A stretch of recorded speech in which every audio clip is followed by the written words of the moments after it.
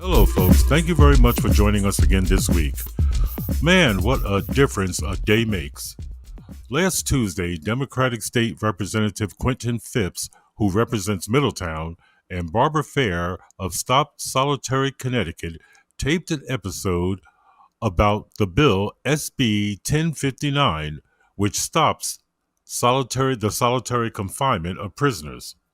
The bill had already been passed by the Connecticut House and Senate and was just awaiting Governor Lamont to sign it into law, which he had previously publicly stated that he would.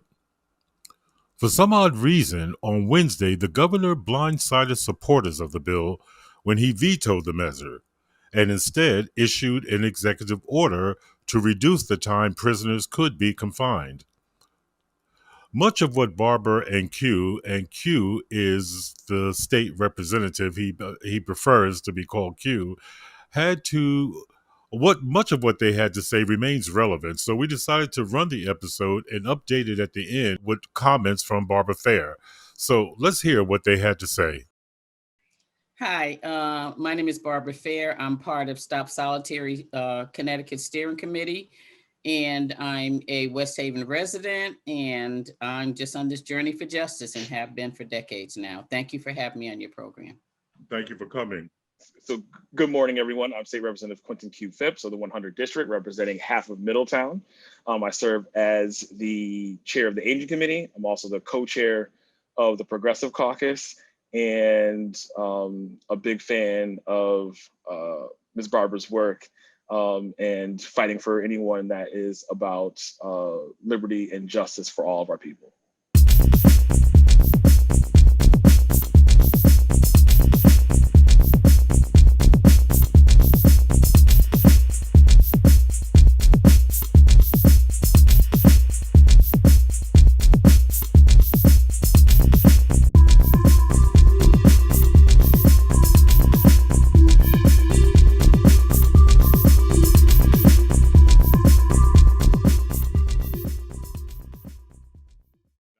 All a fan of Barbara's work. She has worked tirelessly to stop this humanity that is in our prisons. So, Barbara, where do things stand right now? I've been checking, and Governor Lamont has not signed the bill yet, to my knowledge. So, where do we stand? I've been checking also, and I haven't seen it, and I have to say I'm not surprised because when I look at how his actions were during the pandemic, when it came to incarcerated people, it was I seen a lack of caring about those people. So I'm not surprised that he hasn't signed the bill. I thought maybe because election time would be coming up soon, that he might try to show a little concern to get the people's vote, but I guess he doesn't really care about that. So I'm disappointed, but it's not unexpected. Why do you think this is such a hard thing to do? It seems to lay people like myself that people being incarcerated in a space the size of the average bathroom with and just stuck in that space 23 hours a day just seems it's barbaric. And I don't understand why this continues. And Q, what are you doing to move this situation along, or what do you have to say about this? So no, you bring up several good points. So one, I mean, the good thing about this process is it does not require his signature, even though I do think it would be in the best interest of our entire state and the best interest for all of us that are elected to make a clear stand that this is something that should be illegal, that this is an immorality that has happened for far too long. And while we have not fully provided restitution to those that have been harmed by this act, that we will at least commit to moving forward that it will never happen again. But as I said, I can't speak for the administration. I can only say from myself as a legislator. So, but I said it doesn't require him to sign it, but I do think it would. I think it would be a major statement to do so. And I think your question around the why is it taking so long?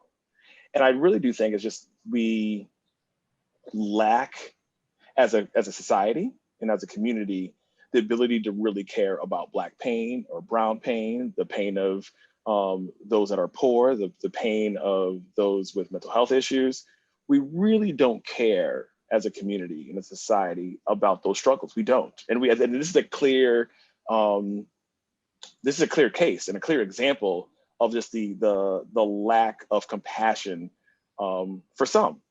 There's an example that I'll give in this year is that we had, unfortunately, someone, a young kid, die, unfortunately, in a tragic accident, and it was involving cars and an ice cream truck. And in 1 year, we made a change because one kid died. Right, and that was the kid who ran out, if I'm not mistaken, got ice cream, was crossing the street. The driver was coming along, and the ice cream truck kind of, blinded him to everything. But you're right. In 1 year, we were able to get that on the books and get that on the books. The same which you might say for Jennifer's Law, which quite frankly, I'm not a big fan of this law being named after Jennifer Dulos and the other Jennifer, not because they're not victims of domestic violence, but we've had Black women chopped up and dismembered. We've had Black women shot dead in front of their children. And there's no law. If anything, to me, the law should be named after them, not somebody who is, has a big home, wealthy. As far as I'm concerned, you had $1 million parents to run to that could really help you. But, you mentioned that no signature is required. Why isn't there a signature required here for this law to go on the books? So the governor has the ability. So if after a certain amount of days, any law that's passed by both chambers will become law even without the governor's signature. So he has the power to veto, he has the power to sign, or he has the power just to let it go through without a signature. But he has stated publicly to a reporter, it's my understanding, that he intends to sign this bill, which is really strange that he has not done so, because I expected this a week or so ago. Barbara had been on the show before, and I had prepared that an updated video congratulating her on her success. And I'm sitting here waiting to post this podcast. It didn't come that day. I had to revise the beginning because I said June, whatever date it was that he was expected. And I'm still waiting to put this video up. And what's going on here? I really, it angers me that something like this is being ignored, because there really is no need to ignore this. As far as I'm concerned, if these men are so bad, they belong in mental health facilities, not in a jail cell. So, but Barbara, you have had some success with Stop Solitary Connecticut. Can you talk about a little bit of the success that you've had? Yeah, the success is that we did get a bill passed. The unsuccessful part is that we couldn't get it passed with community input. I mean, that was the very first thing the commissioner did not want. He did not want anyone from the outside looking into the facilities. And so that for me was a huge compromise. But, I had to go along with what the rest of the group agreed to, and they agreed, it's better to have, we got a lot of stuff done, so it's better to have that than to just say no to the bill and not have anything. And so we do have the PROTECT Act in place. The PROTECT Act will actually, it's supposed to prevent men and women from being, and children, because when we talk about it, we're talking about our teenagers also, Black and brown, of course, disproportionately, so that they can no longer just be caged for 22 hours a day or locked in a room for 22 hours a day. They have to be out for at least 6 hours, which means officers will now have to work that laid back job of having people in the cell for 23 hours a day is diminishing. They're actually going to have to work. We wanted to see better mental health care, not criminalizing mental health. When you put people in places like Northern and you torture them and you break them, and then you want to just punish everything that they do in response to that. We wanted to end that they recognize you're harming people. You need to be providing mental health care, not punishing them further by things like locking them in, chaining them up in a cell in a position where they can't even, if they have to go to the bathroom, they said they can't even wash their own, butts because they're in this chained up in this position, bent over position. They can't even sit up straight. So we did get something, but for me, without accountability, it's like, it's okay. But I mean, I think about all the letters that we receive from the outside, from people inside, and that's how I'm aware that even currently, when the bill passed or before the bill passed, CEOs started pushing back by calling out sick. And so as a result of all of them calling out sick, now they say, oh, we have to keep them in their cells 23 hours a day because we don't have enough staff. So that's their pushback. And with I'm assuming very weak leadership, that's allowed to happen. So now I received an email today where at places like Cheshire, no longer are they in 22 hours, now they're in 23 and a half hours. So people are saying, what is the purpose of having a 90-minute phone call when you're only allowed out your cell for 30 minutes now? For 30 minutes. So with every step we make, there's like 2 and 3 steps backwards. So right now, the CEOs, the unions are running this. The commissioners allowing it to happen. So what they can do now is blame us for trying to push this bill, because now they're saying, well, now you're in your cell even longer than you were before as a result of this. Well, what I'm curious about is this bill. What I'm curious about is it just. Barbara, what I'm curious about is, with all the information that you're giving me, I don't understand why people who are employed by the state don't see this as barbaric. I'm really stunned by this, that they really believe that this is okay to put someone in a room and just leave them there. And I don't understand what their reasoning is. No one has ever been able to explain to me what is the rationale behind this. But I wanted to ask you, are any of these men that they have locked up in this situation expected to be released from prison, or are these people so these are people that they expect to release, and yet they treat them like animals, and they expect them to come back onto the streets and act as if they're part of mainstream society? That's insane. And this is why we have what's going on in our communities, and they'll look on the inside and say, look how they're behaving in the inner cities, and never once think about, look what you've reduced. Look what you've done.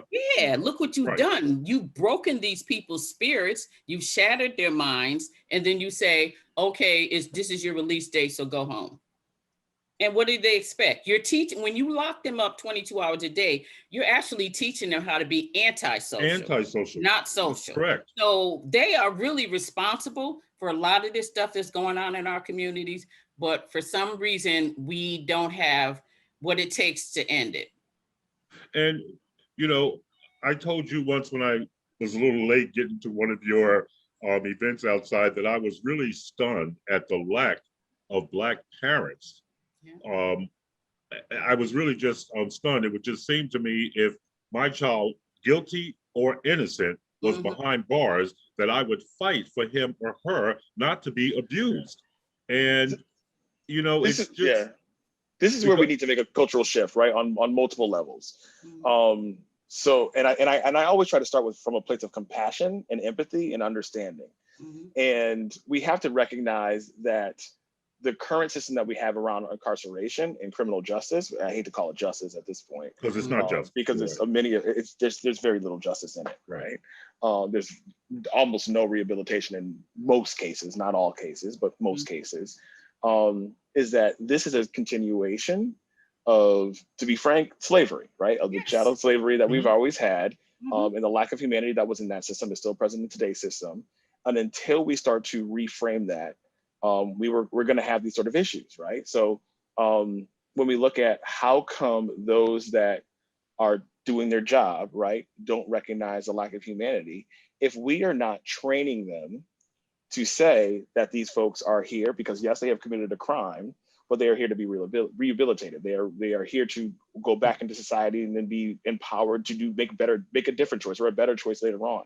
If we are not training folks to make that kind of decision, then I can't be mad at them when I said they call out to make a statement to show their voice about how they're concerned or about why they're not happy.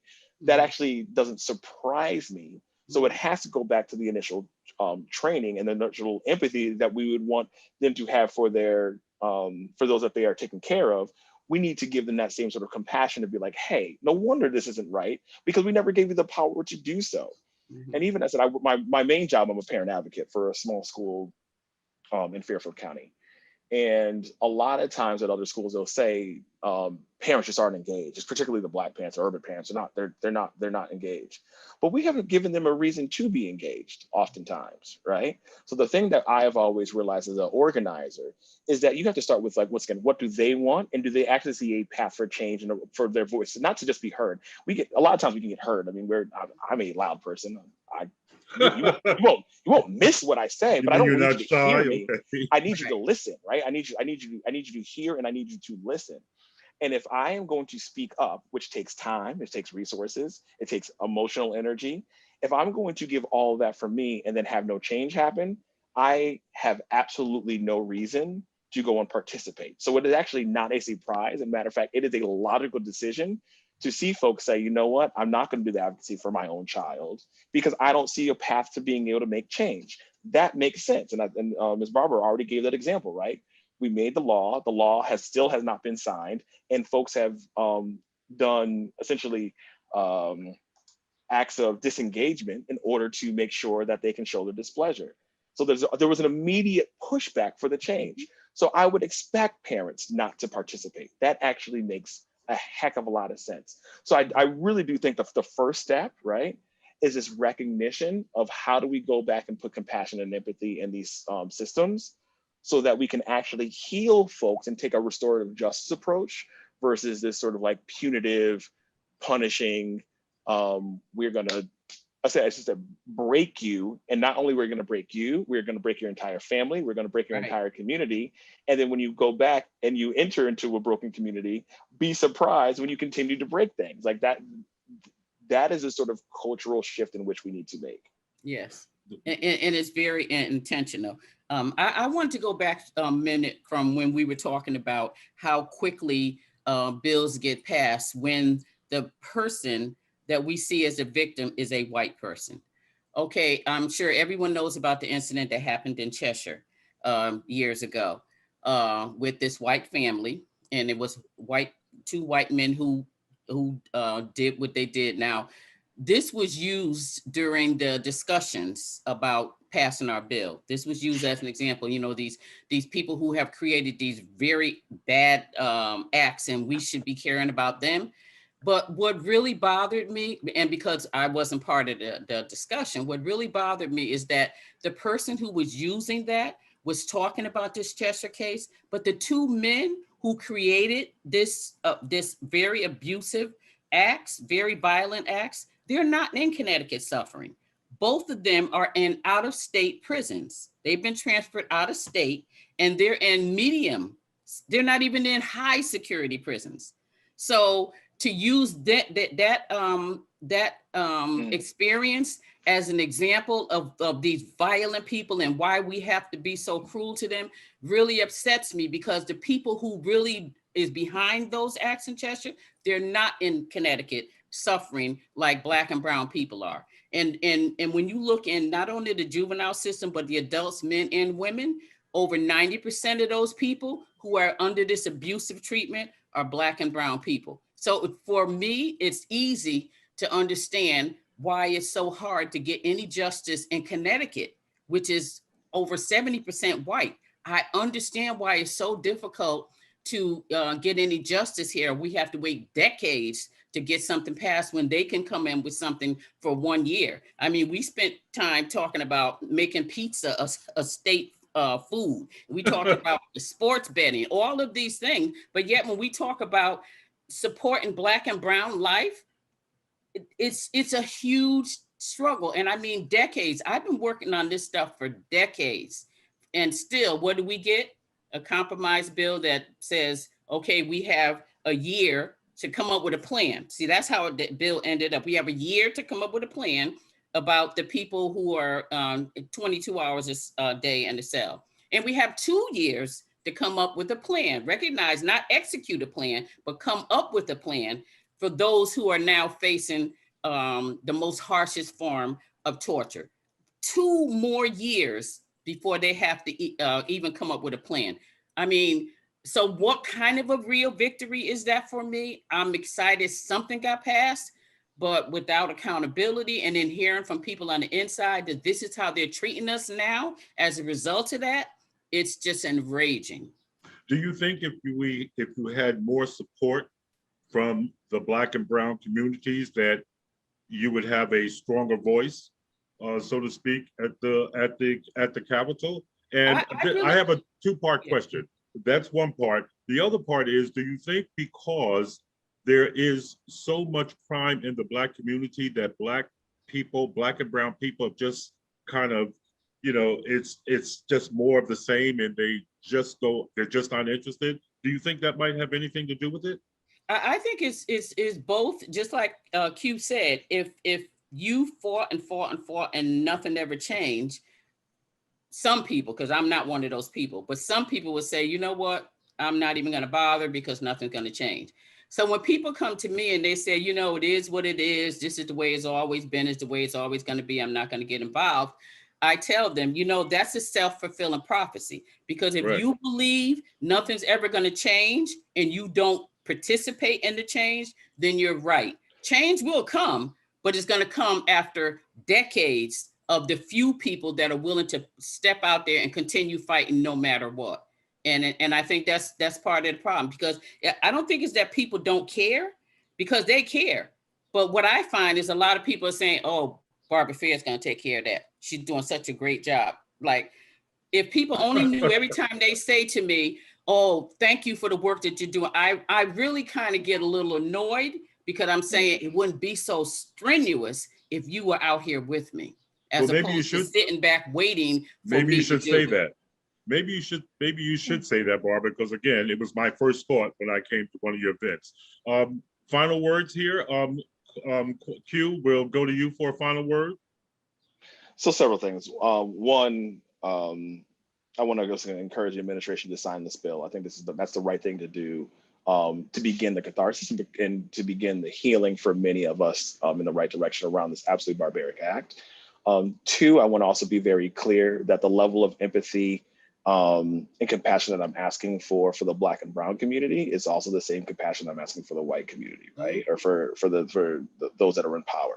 So if it takes, as I was told in this last session, that if it helps one child, or if it affects one person, then we can't wait. Right. I want that same sort of compassion, that same sort of framework to be utilized for all of us. I want that to be for the entire community, not just for some of us. I think that's a very important thing to realize.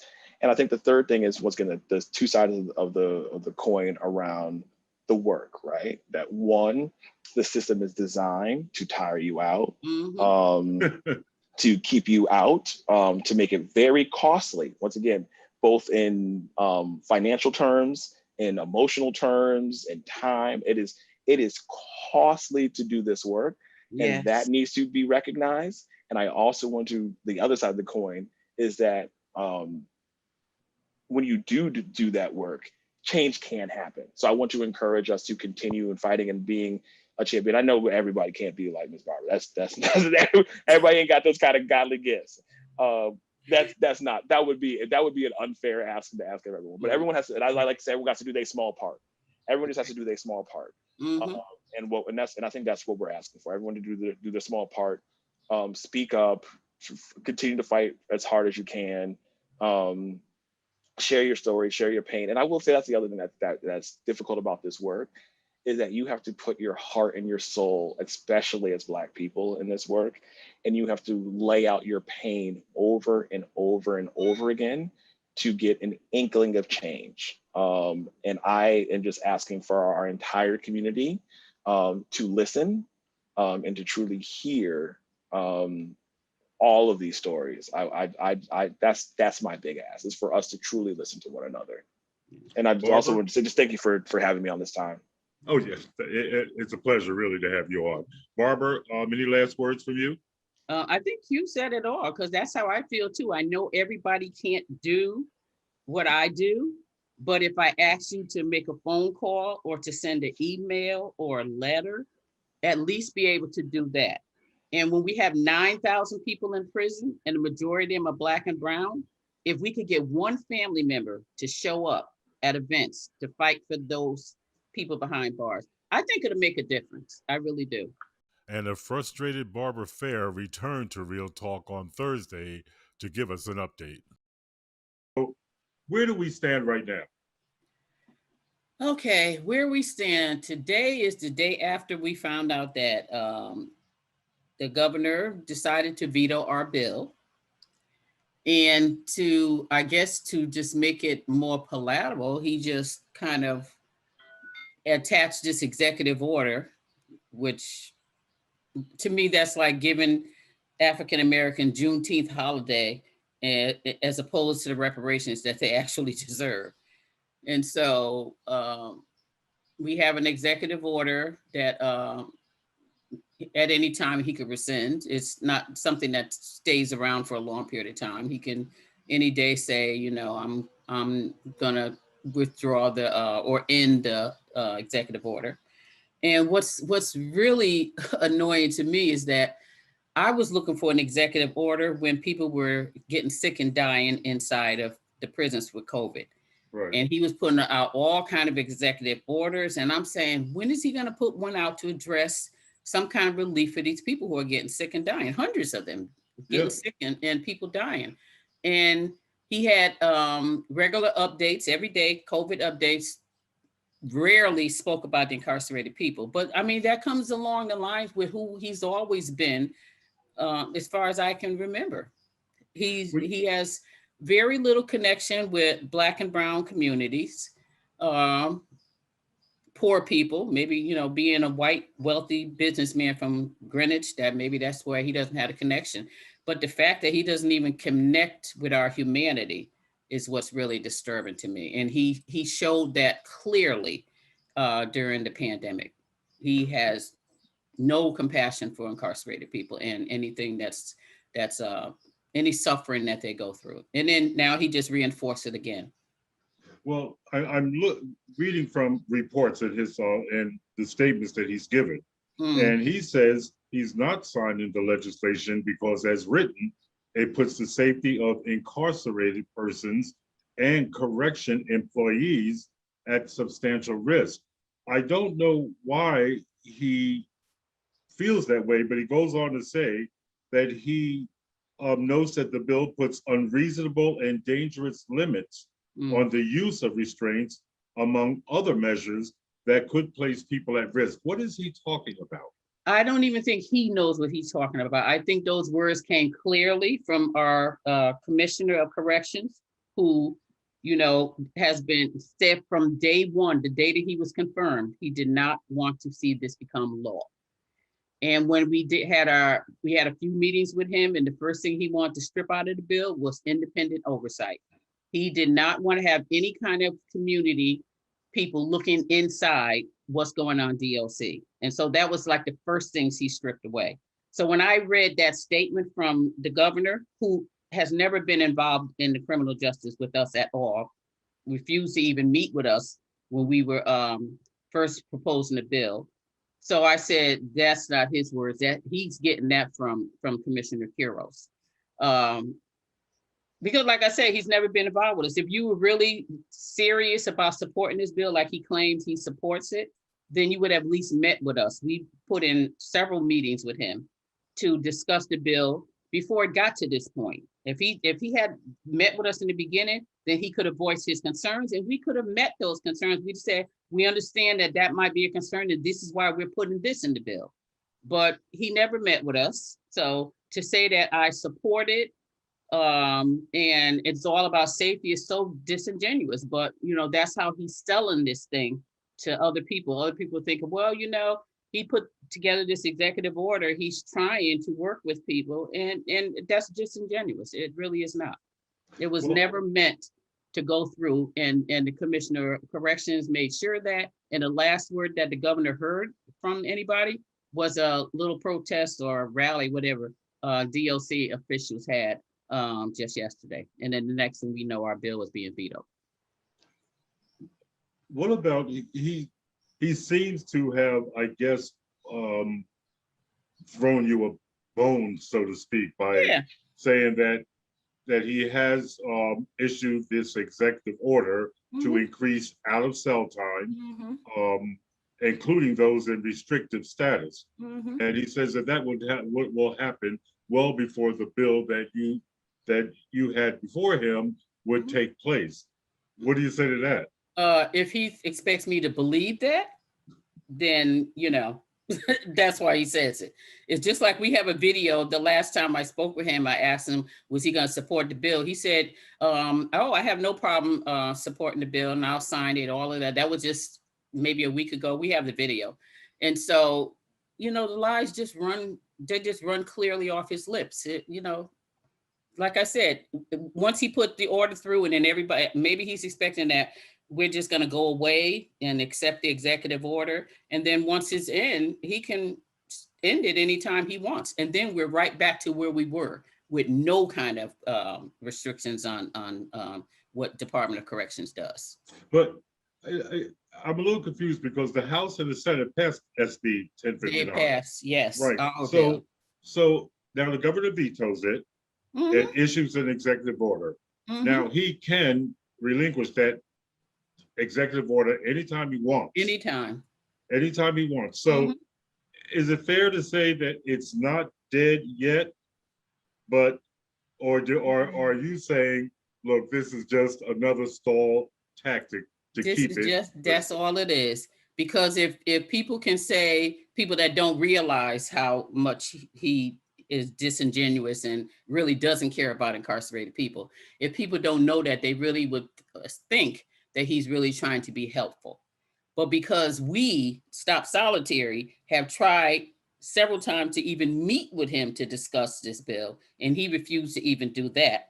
And when COVID came, we tried to reach out to him, well, what are you going to do about the people that are getting sick and dying? And he wouldn't speak to us. So now to try to tell me that you're trying to work with us, only people who hasn't tried to work with him would believe that. And once he gets people, the public, to believe that, then the pressure's off, and then he can go and just decide he's going to end the executive order, and then things go right back to business as usual, which is what Commissioner Krios wanted from the very beginning.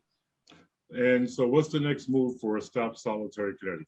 Well, right now, we're thinking we need to look and see if we have enough legislators that will override this this veto. And we're not sure of that. So for me, that's the next thing that's in my mind. Is it possible that we have enough compassionate legislators that will override the veto? Because even if they don't really know everything about what's going on solitary, they have some information from what we've given them about the kind of things, the kind of treatment that's going on, the kind of abuse that has transferred from Northern Supermax into now another facility, Walker. That's where they're, I'm getting letters from people already that they're being under in-cell restraints. In-cell restraints mean you're already in a cage and they chain you up in an awkward position, and you're not even an upright position where you can sit straight up, but you're in this awkward position, and they can do that for up to 72 hours. So he's not saying anything about permanently ending this stuff. And the only way he could have permanently ended would have been passing this law, because executive order is not going to do it. I think an executive order is just a little stall tactic, probably hoping the public will just calm down and think he's genuine about what he's saying, that he really supports our efforts, and then he can just end the executive order. Well, Barbara, I guess we're going to have to wait and see what comes next, but just like I had to wait and see about this. I mean, I said I was not going to be celebrating until even though he said he was going to sign a bill, I said, I'm not going to celebrate until it's signed, because I have learned politicians just have that lying tongue that they can't control. And so it's hard for me to believe anything they say, except for those very few that I truly, truly trust. And Lamont was not among them. So we will be waiting and see. All right, Barbara, listen, well, feel better. I mean, there's seems to be, something there that, that is not dead yet. But again, no, like it's you never going to said, be dead. Yeah, but it's never like, going to be dead. Like I said, I guide myself by Maya Angelou, who said that we may face many defeats, but we must never feel defeated. And that's how I am. I'm not defeated. This is a little bump in the road, but I'm more determined than ever that we are going to end solitary confinement in Connecticut, despite people like Lamont, who could care less about incarcerated people.